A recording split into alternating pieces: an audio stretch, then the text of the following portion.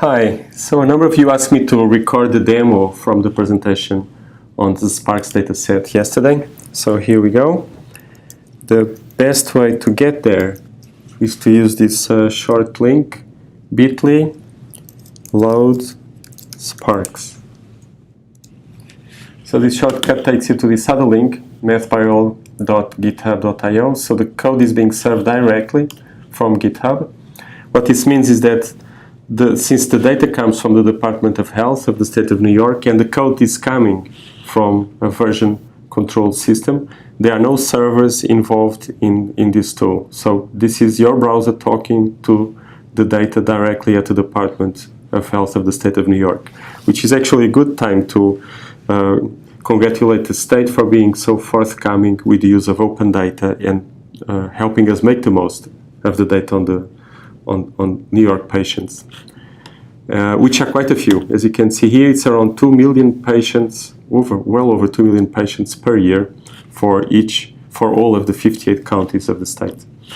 Now, the first thing you notice is that there's some other tool here, and this other tool can also be engaged directly. So in a way, Load SPARCS is an example of an application on top of this new tool we are developing. So if you type Load SPARCS, you get this information.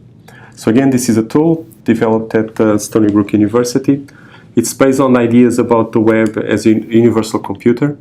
And if you click on that link, you get the tool. Let's decrease the size. So if I reload, you see that this is an example of literate programming, and there's more information in this document about what is going on with the web, how health sciences make the most of this idea of creating a science of the web. This is straight from Tim Berners-Lee, the inventor of the web, and also mentions two papers that describe new concepts that NIH is adopting, such as FAIR. So reference number 5, you could go there. All of this is linked up, and you read Mark Wilkinson's paper published last year on the idea of fairness in scientific data management and stewardship. Okay, so everything is linked, everything is public, no servers. This will last as long as the web exists and the Department of Health maintains its policy on helping us make the most of patient-derived data. So now the tool, what I'm going to do next is use a number of features of the tool to make you familiar with it. So here we have, for each of the patients, we know all of these things. And we are comparing an arbitrary variable with another one. For instance, we could be looking at, say, ethnicity. Could be looking at, let's go back to the facility name. We could copy this information somewhere else. So I just copied it. If I now go to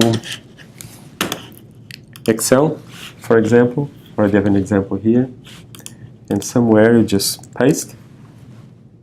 You just hit Control-V, you get the same information in another environment.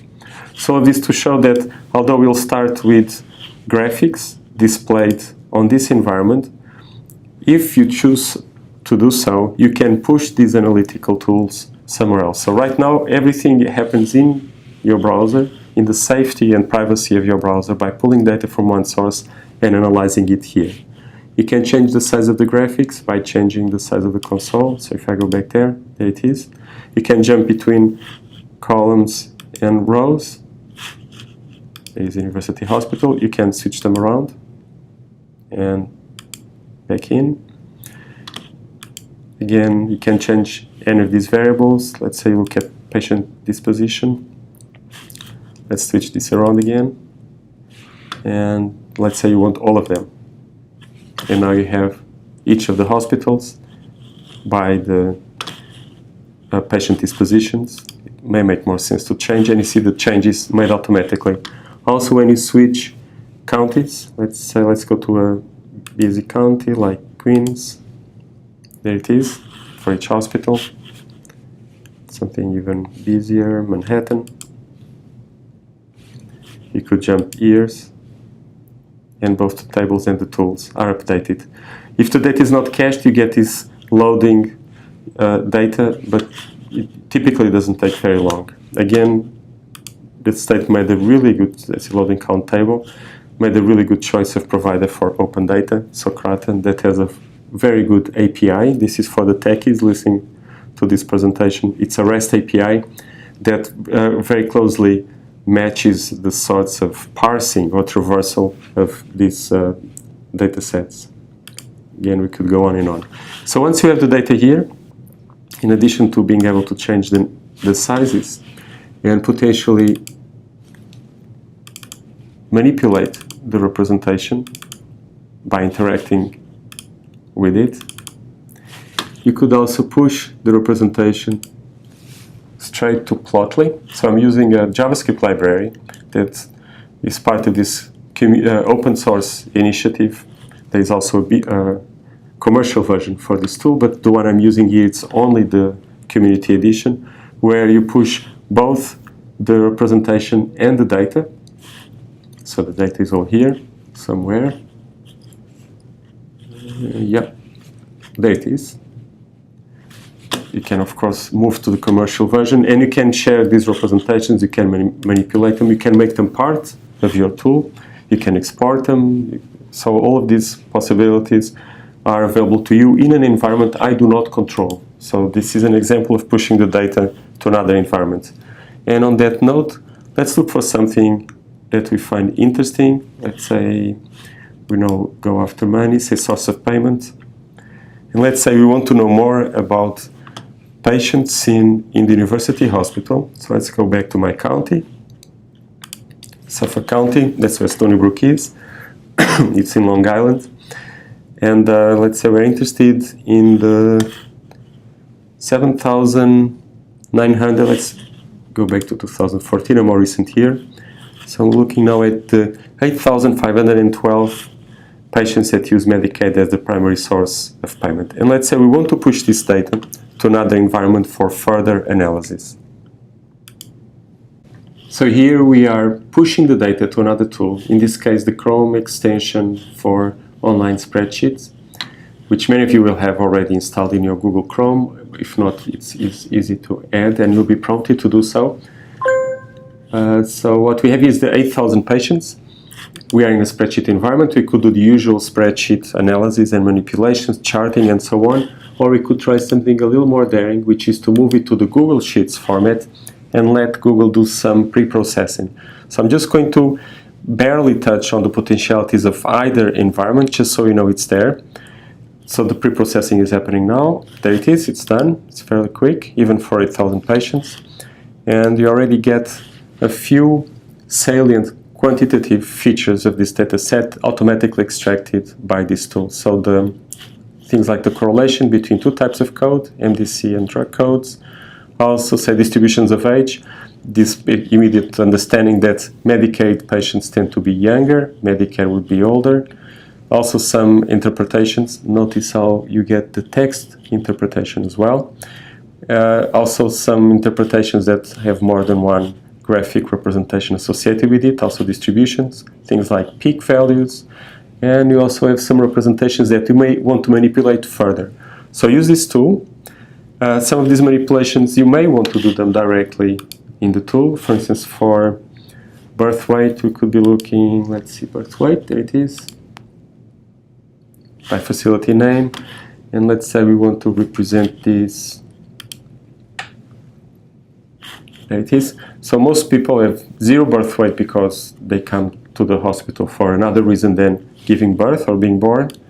So the patients we're interested in are these ones, just like here. We're looking at manipulating the range of the graph here. We could be doing it directly in the tool. So I'm making use of Plotly, excellent interactive tools. One last look. I also encourage you to have a look at the free text querying tools. So I have some examples here. You could be writing your own queries in free text and let the tool decide exactly what you want to do. Let's say, for instance, you are looking for average, let's say charges, and the tool already recognized total charges as one of the possible parameters. There it is. Now let's say by ethnicity. Remember, we are looking at 8,000 patients using Medicaid in 2014 at University Hospital, Suffolk County. That's Stony Brook, where this tool is being developed. And you see that the tool doesn't know exactly what this means. Found out total charge is a parameter, so this is all good. There are average charges per ethnic group, but you could say only for asthma, for instance. For asthma, it was detected. Let's see if the tool is, the tool is confused. What do you mean? Is it the diagnosis description or the drug description? Let's choose this one. So there's this interaction between the free text version and what the query tools think you're asking for. And now you find these are the values. You may, let's look at the chart. Yeah, so at this point you may think, well, I don't know how many patients are involved. So instead of average, you'd say, for example, count. I don't imagine there are too many patients with asthma, or I'm not sure if I can trust. It is question, couldn't understand your question. For asthma, average total charges. Now I want to count, out of course, see, the mistake was here, count patients by ethnicity for diagnosis description of asthma. So let's see if this became clear, and it did. There it is. We don't have many patients, 15 patients, non-Hispanic, and maybe 4. There it is. We could change the representation, tabular format, we could look at the formula, etc. Now for some of these representations, again, you may want to come directly to the tool and engage it differently. All right, I'll stop here. Bye now.